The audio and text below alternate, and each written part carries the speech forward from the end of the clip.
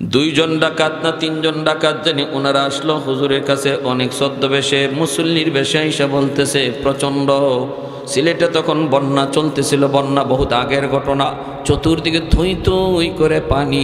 হুজুরের কাছে আসছে, হুজুরের এলাকাটাও তো বাটি এলাকা, জগন্নাথপুর এলাকা, সুনামগঞ্জ জেলা। ওই জায়গায় আসলো ডাকাতের দল, একটা নৌকা নিয়ে আইসা বলতেছে হজরত আমাদের এলাকার মধ্যে অনেক বড় জটিল সমস্যা, আপনি দ্রুত আসেন, যদি না আসেন তাহলে মারামারি হলে হবে, খুনাখুনি হবে, কতজন মারা যায় ঠিক নাই, কিন্তু আপনি যদি যায় হাজির হন তাহলে আর মারামারি হয়তো হবে না। এই বইলা আল্লাহর ওলিকে তারা নৌকায় উঠায় নিল। ইনি তো আগেই বলছি ইনি কোনোদিন একথা বিশ্বাস করতেন না যে কোনো মুসলমান মিথ্যা বলতে পারে, এটা ভাবতেন না। নৌকায় উঠে গেলেন একা একা, সন্ধ্যার সময় চলতেছেন, কারণ ইনি যেখানেই যাইতেন ওখানে যাইয়েই বড় বড় বিবাদ, বড় বড় ঝগড়া বিবাদ।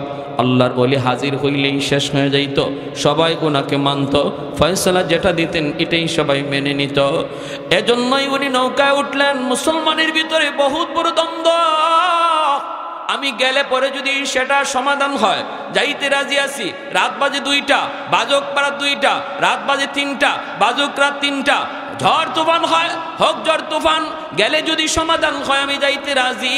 নৌকায় উঠে গেলেন উনি একাই উঠে গেলেন। ডাকাতের দল উনাকে নিয়ে রওনা দিল, ডাকাতের দল উনাকে নিয়ে রওনা দিল। ডাকাতের উদ্দেশ্য হলো উনাকে হাওরের মাঝখানে নিয়েই তারা মেরে ফেলবে, খুন করে ফেলবে, এই হলো ডাকাতদের টার্গেট।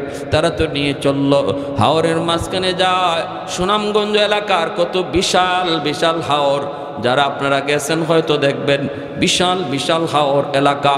এই হাওর এলাকায় গেল, আল্লাহর ওলি বলতেছেন ভাই রে কই নিয়ে যাও, ওই গ্রামে যাইতে তো এত সময় লাগার কথা না। ডাকাতরা কয় হুজুর আর কিছু পরেই, আর একটু পরে আমরা গ্রামে পৌঁছে যাব।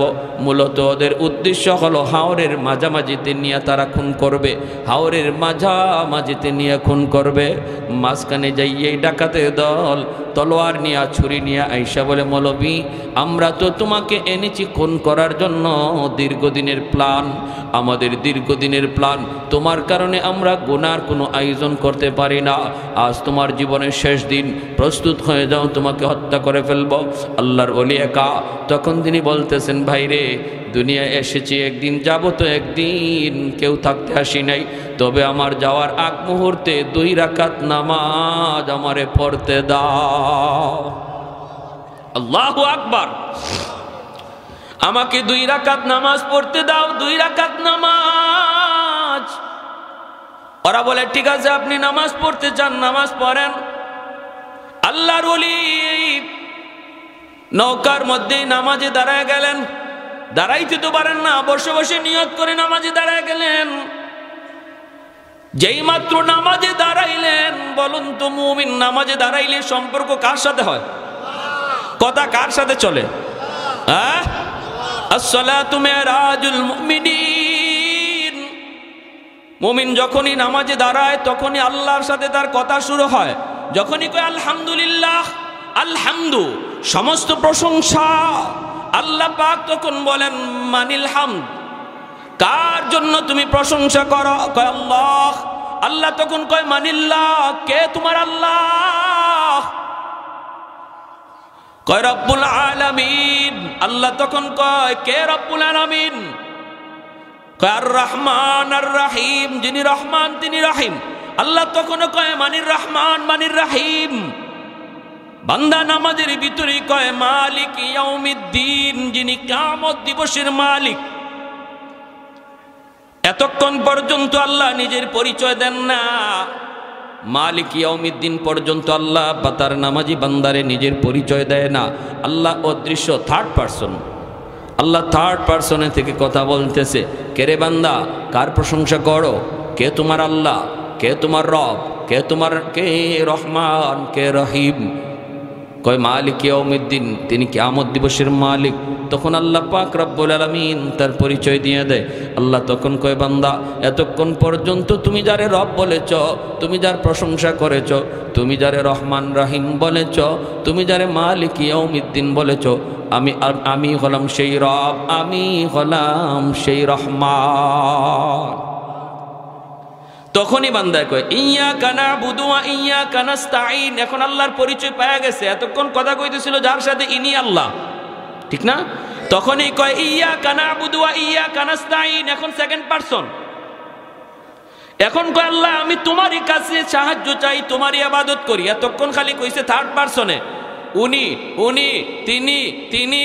আর যেই আল্লাহ কয় আমি ওই, তখন কয় আমি তোমারই ইবাদত করি। যেরকম সুবহানাল্লাহ, আমি তোমারই সাহায্য চাই, আমি তোমারই ইবাদত করি। এজন্য নামাজি মানুষ যখন নামাজে দাঁড়ায় তখন মনে রাখতে হবে কথা শুরু হয় কার সাথে। অতএব মনোযোগ অন্যদিকে দেওয়া যাবে। দোকানের চিন্তা করা যাবে, ঘরের চিন্তা করা যাবে, দোকানের হিসাব মিলানো যাবে না, না। সাবধান, মনে রাখবা, নামাজি মানুষ যখন নামাজে দাঁড়ায় তখন শয়তানের স্পেশাল একটা বাহিনী হাজির হয়ে কয় উস্কুর কাজা, উস্কুর কাজা, উস্কুর কাজা। তুই তোর দোকানের কথা ইয়াদ কর, তুই তোর ব্যবসার কথা ইয়াদ কর, তুই তোর ঘরের কথা ইয়াদ কর, সন্তানের কথা ইয়াদ কর, বিবির কথা ইয়াদ কর। এইভাবে শয়তানের একটা স্পেশাল বাহিনী নামাজির কাছে হাজির হয়ে যায়। ভাইয়েরা, বন্ধুরা, তখন কিন্তু একটু মনে রাখতে হবে এই কাজটা শয়তানে করাইতেছে। মনটা আবার নামাজের ভিতরে নিয়ে আসো, নামাজের ভিতরে নিয়ে আসো। এই স্পেশাল বাহিনীটা শয়তানের আবার আপনার মনটাকে নামাজের বাহিরে নিয়ে যাবে, আপনি আবারও মনটারে নামাজের ভিতরে নিয়ে আসবেন। এইভাবে কেউ যদি নামাজের ভিতরে শয়তানের সাথে যুদ্ধ শুরু করে দেয়, শয়তান তার মন একবার নেয়, সে আবার আনে। মায়ার নবী বলেন, এই মানুষটাকে আল্লাহ পাক পুরা নামাজের সওয়াব আল্লাহ দান করবে।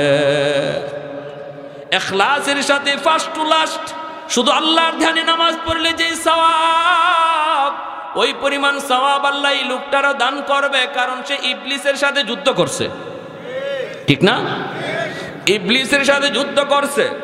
আর যে মানুষটার মন একবার যদি দোকানে যায়, সালাম ফেরানোর আগে আর মন আনে না, এই মানুষটা কিয়ামতের ময়দানে আল্লাহর ধমক খাবে। আল্লাহর ধমক আল্লাহ কো বান্দারে, ওলামায়ে কেরাম তোরে কত করে বুঝাইলো, নামাজে দাঁড়ানো মানে আমি আল্লাহর সাথে কথা বলা।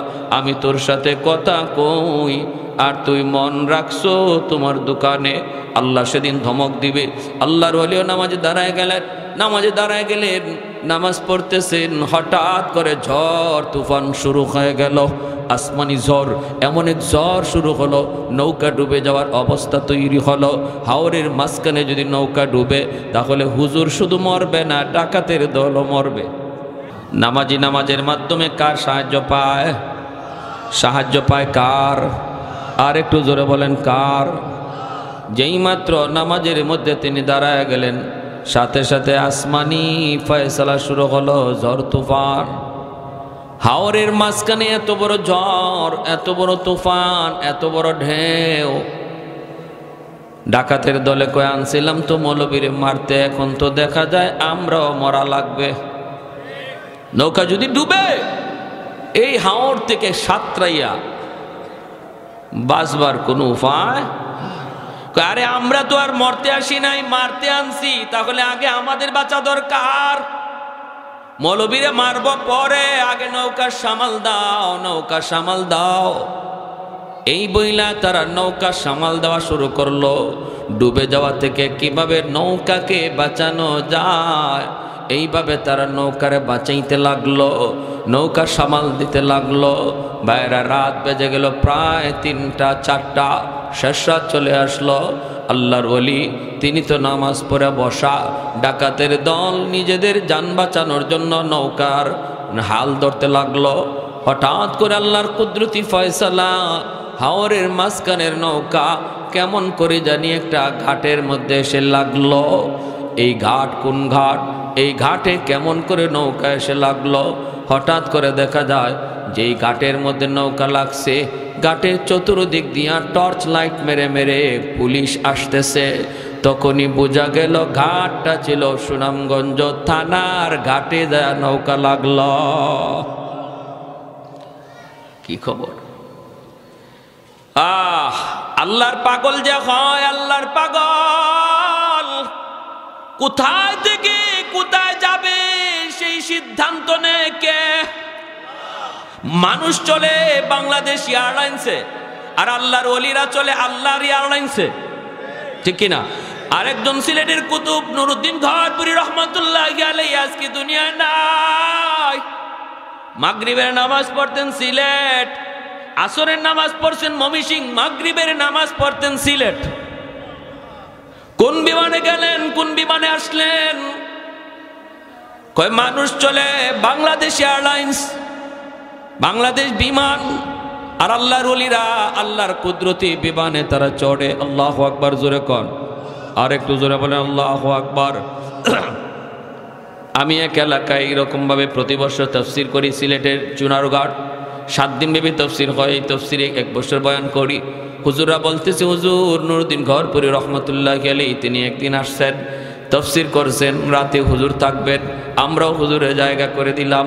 হঠাৎ করে গভীর রাতে হুজুর ঘুম থেকে না, তাহাজ্জুদের নামাজ পড়তেছেন। হঠাৎ করে কোন ছাত্র জানি ডিস্টার্ব করছে, উনি মিজাজ গরম খায় গেছে। কে আমার নামাজে এত গন্ডগোল ঘটাইলো, কে আমারে ডিস্টার্ব করলো, আমি থাকবো না, চলে যাব আমি ঘরপুর। চুনারঘাট থেকে ঘরপুর যাবেন সাহস কথা নয়, গাড়ি ছাড়া সম্ভব না, প্রায় 2 ঘন্টা 2.5 ঘন্টা সময় লাগবে গাড়িতেও। হুজুররা কয়, হুজুর রাত বাজে এখন 3টা, কেমন করে আমরা আপনাকে ঘরপুর পৌঁছাবো? কোনো গাড়ি গুড়ি কিছুই তো নাই। হুজুর একটু কষ্ট করে থাকেন। আল্লাহর ওলি কয়, তোমরা আমাকে পৌঁছাও এটাকে আমি বলছি? আমি শুধু বলছি আমি থাকবো না, চলে যাব। ফজরের নামাজের পর আমার বুখারীর দরস আছে, আমি বুখারী শরীফ পড়াবো ফজরের পর, আমার যেতেই হবে। হুজুর কেমনে যাবেন? কয়, এটা কি তোমাদের বলতে হবে? মাদ্রাসার দোতলা থেকে নেমে তিনি রাস্তায় চলে আসলেন। হুজুররাও পিছনে পিছনে, কেউ ভয়ে কোনো কথা বলেন না, ভয়ে কোনো কথা বলেন না। উনি রাস্তায় এসে দাঁড়ায় রইলেন। গাড়ি ঘোড়া তো নাই, রিক্সা পর্যন্ত নাই, কোনো ভ্যান গাড়ি পর্যন্ত নাই, কিছুই তো নাই। হুজুররাও কেমনে হুজুরে পাঠাবেন, সবাই পিছনে দাঁড়ায় রইছেন আর কাঁপতেছেন ভয়ে। এখন কি করি? আবার যদি বলি হুজুর একটু রেস্টে আসেন, তাহলে মারতেও পারে, হুজুরে হাতে লাঠি দিয়ে বাড়িও দিতে পারে। কয় তাহলে এখন কি করি? হঠাৎ করে দেখা যায় ওই দিক থেকে একটা সাদা রঙের প্রাইভেট কার শা ডাকায়া হুজুরের সামনে হাজির হইয়াই হুজুরকে সালাম দেয়। পাগড়ি পরা ড্রাইভার, সাদা পোশাক, সাদা পাগড়ি, গাড়িটাও সাদা, শা ডাকায় আসলো। এই সেই গাড়িটা থামায়, আসসালামু আলাইকুম ওয়া রাহমাতুল্লাহ, হযরত গাড়িতে উঠেন। কোনো কথা নাই, কোনো বার্তা নাই, কোনো আওয়াজ নাই। কই যাইবেন, কি করবেন কিছুই না, বোঝা যায় আগের থেকে কন্টাক্ট হয়ে রয়েছে। এইবার হুজুররা বলতেছেন, আমরা অবাক হয়ে দেখতেছিলাম আর বলতেছিলাম, আমরাও তাকায় রইছি, দেখি ড্রাইভারে চিনি কিনা।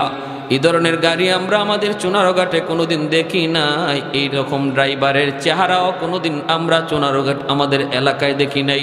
তখন আমরা তো ভয় পেয়ে গেলাম, কোথায় নিয়ে যাবে হুজুররা, হুজুরকে নিয়ে আবার ক্ষতি করে, হুজুরের আবার কোনো ক্ষতি হয়ে যায় কি না। আমরা বলতেছিলাম, ভাই তুমি কে? ভাই তুমি কে? কোথায় তোমার গাড়ি থাকে? কোন গ্যারেজে থাকে? কে তুমি? বাড়ি কোথায়? আমরা প্রশ্ন করি, সে আমাদের দিকে তাকাই না, জবাব দিবে দূরের কথা, তাকাই না। হুজুর গাড়িতে উঠলেন, পিছন দিকে টান দিয়া হুজুর গাড়িতে বসলেন। আবার যখন জিগাই, সামনে দাঁড়ায় গেছি আমরা, যে আগে জানতে হবে গাড়ি কার, কই নিয়ে যাবে। যখন আবার প্রশ্ন করেছি, হুজুর লাঠি দিয়ে আমাদেরকে বলেন, এ মিয়া, কারে কি জিগাও?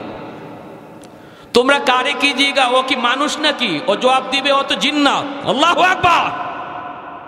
কারে কি জিগাও? রাস্তা ছাড়ো।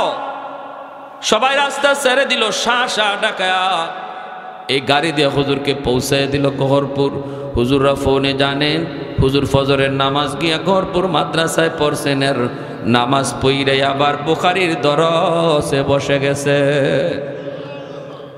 এজন্য আল্লাহ নবী কে উলামায়ে কেরামের কদর, মাদ্রাসার কদর, বাচ্চাগুলির কদর। মানুষ তোমরা যদিও না বুঝো, দানব বুঝে, জিন্নাত বুঝে, পশু পাখি বুঝে, তারা উলামায়ে কেরামের কদর জানে। ছোট ছোট বাচ্চা তুমি দেখতেছো, ছোট বাচ্চা, কিন্তু তার কি পরিমাণ দাম এটা জমিন টের পায়। আল্লাহু আকবার জোরে কর। যেই মানুষটা, যেই বাচ্চাটারে আল্লাহ পাক রব্বুল আলামিন যার সিনাটাকে পছন্দ করেছে তার কালাম আমানত রাখার জন্য, হাজারো বাচ্চার ভিতর থেকে আল্লাহ পাক পছন্দ করে নির্বাচন করে কিছু বাচ্চাকে আল্লাহ পাক তার কালাম, তার সিনায় আমানত রাখার জন্য আল্লাহ পছন্দ করে। ওদেরকে আল্লাহ মাদ্রাসায় আসার তৌফিক দেয়। ওদের বাপমার কলিজাটার মধ্যে আল্লাহ পাক মাদ্রাসার মহব্বত ঢুকায় দেয়। ওই বাপমাই মাদ্রাসায় তারা বাচ্চাটারে নিয়ে হাজির হয়, কারণ এই বাচ্চাটা আল্লাহর তালিকায় মকবুল হয়ে আছে। তাহলে এই বাচ্চাটারে দাম দিয়ে মহব্বত করবেন, ধমক দিবেন না, মৌলবী সাহেবকে ডাক দিবেন। এই ছোট বাচ্চাটা যে মাদ্রাসায় পড়তেছে তারও মৌলবী সাহেবকে ডাক দিবেন, তারে আদর করে খাওয়াবেন, তারে ভালো মন্দ খাওয়াবেন।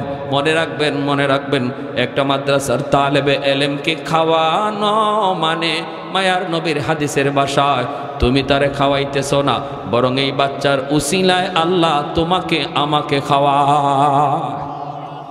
যেই ঘরে যে বাচ্চাটা খায়, মায়ার নবীর হাদিসের ভাষায় এই বাচ্চার উসিলায় আল্লাহ ঘরের মানুষকে খাওয়ায়, কারণ সে কোরআনের পাখি, আল্লাহর তালিকায় সে মঞ্জুর। কিছু কিছু বিষয় আছে আল্লাহ নিজে নির্বাচন করে নিজের হাতে। নবী কে হবে সেটা আল্লাহর নির্বাচিত। আমলের মাধ্যমে নবী রাসূল হওয়া যায় না, ওলি হওয়া যায়। নবীর সাহাবী কারা হবে এটা আল্লাহর নিজের নির্বাচন করা। আমলের মাধ্যমে আব্দুল কাদের জিলানী হওয়া যায়, সাহাবী হওয়া যায় না। ঠিক তেমনি দুনিয়ার হাজারো লক্ষ বাচ্চাগুলির ভিতর থেকে কোন বাচ্চাটা আল্লাহর কালাম সিনায় নিবে এটাও আল্লাহর নিজের নির্বাচন করা, আল্লাহর নিজের হাতের নির্বাচন।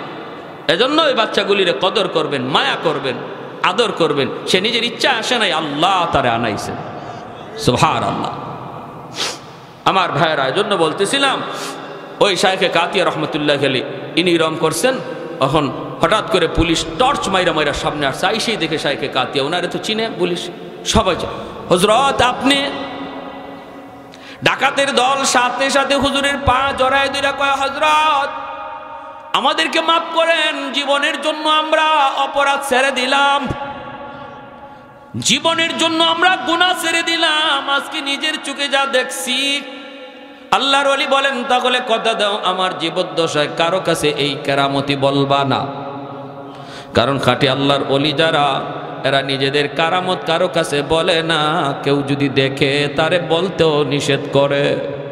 আর ভেজাল যেখানে আছে সেখানেই শুধু বড় বড় সাইনবোর্ড, বড় বড় ডিগ্রি, নাম খুঁজে পাওয়া যায় না ডিগ্রির ঠেলায়।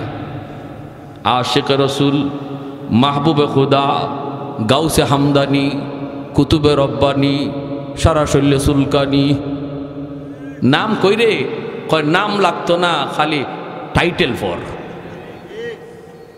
ঠিক না? নাম লাগবো না, খালি টাইটেল ফর। 16টা টাইটেল, 32টা টাইটেল এখন ফিসাবের নামের আগে। এটা আমরাও বুঝি, যত জায়গায় বেজাল্লে জিনিস এটার সাইনবোর্ড খুব চকচকা। ঠিক না? খাটে জিনিসের সাইনবোর্ড লাগে না। মধুপুরে পিসা বুজুর রাহিমাহুল্লাহ নামের আগে অত টাইটেল নাই। ঠিক না? সহজ সরল। এখন আল্লাহর ওলি কয়, তাহলে তোমরা কথা দাও কারো কাছে বলবা না। কয় ঠিক আছে হযরত, আমরা কথা দিলাম কারো কাছে বলবো না। আর আরেকটা আরজু হলো আমাদের বাকি জীবনটা আমরা আপনার খাদেম হইয়া কাটাতে চাই। পুলিশেরা কয়, হুজুরেরা কারা? আল্লাহর ওলি কয়, এরা আমার খাদেম। সুবহানাল্লাহ। পুলিশরা কয়, হুজুরেরা কারা? ইনি কয়, আমার খাদেম। আল্লাহর ওলি যতদিন জীবিত ছিলেন ওদেরকে কেউ চিনত না, খাদেম হিসেবেই ছিল। যেদিন দুনিয়া থেকে বিদায় হন, এরপরে তারা তিনজন নিজেদের অতীতের ইতিহাস মানুষকে জানায়। কেমনে তারা এই লাইনে আসলো, কেমন করে হুজুরের খাদেম হলো, হুজুরের ইন্তেকালের পরে তারা এই ঘটনা মানুষকে জানাইছে। এর আগে জানাই নাই। মানুষ শুধু জানতো তিনজন হলো হুজুরের জানবাজ খাদেম। হুজুরে জান দেওয়ার আগে ওরা জান দিতে প্রস্তুত। আল্লাহু আকবার। ওয়া নুনাজ্জিলু মিনাল কুরআন মা হুয়া শিফাউ ওয়া রাহমা ওয়া রাহমাতুল লিল মুমিনিন। এজন্য আমার ভাইরা বলতেছিলাম, এই চল গলগলিয়া মার্কাজুল উলুম মাদ্রাসাটা আপনাদের এলাকার জন্য রহমত, আপনাদের এলাকার জন্য রহমত। এই মাদ্রাসাকে যারা মায়া করবেন, মায়ার নজরে দেখবেন, আল্লাহ আপনার জিন্দিগিতে রহমত আল্লাহ নাজিল করবে। আপনার যত নিয়ামত আছে আল্লাহ নিয়ামত আল্লাহ বাড়ায় দিবে। মাদ্রাসা যদি না থাকে রহমতের দরওয়াজা বন্ধ হয়ে যাবে। কারা কারা রহমত জারি রাখতে চাই আল্লাহর, একটু হাত উঠে আল্লাহকে দেখায়। তাহলে মাদ্রাসার প্রতি বিদ্বেষ না মহব্বত? বিদ্বেষ না মহব্বত? এবং নিজের সন্তান, নিজের নাতি নশাকে মাদ্রাসায় দেন, নিজের সন্তানটারে দেন। হাসরের মাঠে আল্লাহ ওই হাফেজে কোরআনের বাপমার মাথায় নিজের হাতে আল্লাহ পাগড়ি পরাইয়া দিবে। আল্লাহ বলবে, দুনিয়াতে তোমার সন্তানের মাথায় পাগড়ি পরাইছে তার উস্তাদ, আর হাসরের মাঠে আমি আল্লাহ তোমাদের মাথায় পাগড়ি পরাবো। কারণ দুনিয়ার সমস্ত বাপমা স্রোতের তালে তালে স্কুল কলেজ ভার্সিটির দিকে চলতেছিল, আর তুমি স্রোতের উল্টা দিকে চলছিলে আমি আল্লাহকে খুশি করার নিয়তে। সবাই তোমার মন্দ বলছে, এরপরও তুমি তাদের কথায় কান দাও নাই। আমি আল্লাহরে খুশি করার নিয়তেই সন্তানকে মাদ্রাসার বারান্দায় নিয়ে হাজির হয়েছিলে। ওই দিন আমি আল্লাহ তোমার চেহারা কুদরতি নজরে দেখছি। যেদিন তোমার সন্তানের মাথায় পাগড়ি পরায় উস্তাদ, সমস্ত মানুষ তোমার সন্তানের চেহারার দিকে তাকায়, আমি আল্লাহর কুদরতি নজর তোমরা বাপমার চেহারার দিকে থাকে। বাপমারে এত দাম, বাপমার এত দাম, এত সম্মান দিবে আল্লাহ হাসরের মাঠে। নবীর বাপমার মাথায় পাগড়ি পরানোর কথা আসে নাই, মুকুট পরানোর কথা আসে নাই, কিন্তু আলেম আর হাফেজ উলামায়ে কেরামের বাপমার মাথায় মুকুট পরানোর কথা আল্লাহ নবী বলেছেন। আল্লাহ পরাইবেন, মান কারা আল কোরআন ওয়া আমিলা বিমা ফিহি উলবিসা ওয়ালিদাহু তাজান ইয়াউমাল কিয়ামা দাউহু আহসানু মিন দাউইশ শামস। মায়ার নবী বলে, ওই মুকুটের পাওয়ার সূর্যের পাওয়ারের চেয়েও বেশি হবে। হাসরবাসী দেখবে, কে সে এত বড় পাওয়ারফুল মুকুট নিয়ে হাঁটতেছে, কে চেনো না? ইনি মুফতি সাহেবের আব্বা, ইনি হাফেজ সাহেবের আব্বা, ইনি অমুক আলেমের মা।